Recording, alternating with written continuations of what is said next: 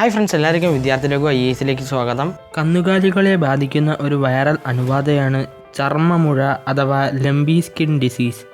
ഈ രോഗത്തെ തുടർന്ന് രാജ്യത്തുടനീളം 57,000 കന്നുകാലികൾ ചത്തതായാണ് കേന്ദ്രം വ്യക്തമാക്കിയിരിക്കുന്നത്.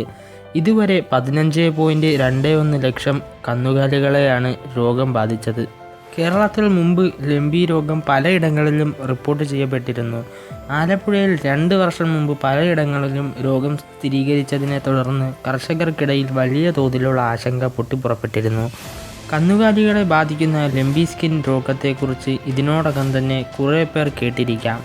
ഒരുതരം വൈറൽ അണുബാധയാണിത്. കന്നുകാലികളെ ബാധിച്ചു കഴിഞ്ഞാൽ ചികിത്സയിലൂടെ ഭേദപ്പെടുത്താനും സാധിക്കില്ല. എന്നാൽ രോഗം ബാധിക്കുന്ന കന്നുകാലികളെല്ലാം തന്നെ രോഗബാധ മൂലം മരണത്തിലേക്ക് എത്തണമെന്നുമില്ല. എങ്കിലും നിലവിൽ 13ഓളം സംസ്ഥാനങ്ങളിലെ കന്നുകാലി കർഷകരെ ഇത് ആശങ്കയിലാഴ്ത്തിയിരിക്കുകയാണ്. ജൂലൈ വരെ മാത്രമുള്ള കണക്കെടുക്കൽ പ്രകാരം 75,000 കന്നുകാലികളാണ് രോഗബാധയേറ്റ് ചത്തിരിക്കുന്നത്. വലിയ രീതിയിൽ ഈ രോഗത്തെ തുടർന്ന് തിരിച്ചടി നേരിട്ടിരിക്കുന്നത് രാജസ്ഥാനിലെ കർഷകരാണ്.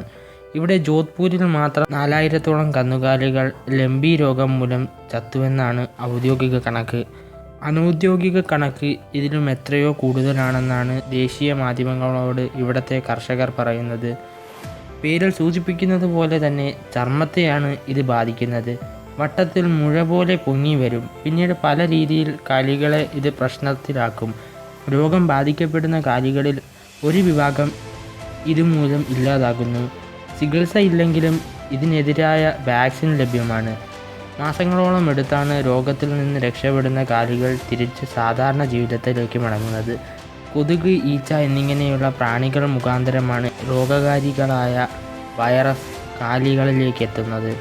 എന്നാൽ മനുഷ്യരിലേക്ക് ഈ രോഗം എത്തുകയില്ല. പനി, വിശപ്പില്ലായ്മ, പാൽ കുറവ്, മൂക്കൊലിപ്പ്, കണ്ണിൽ നിന്ന് നീര് വരിക, വയറിളക്കം, കഴല വീക്കം എന്നിവയാണ് രോഗലക്ഷണങ്ങൾ.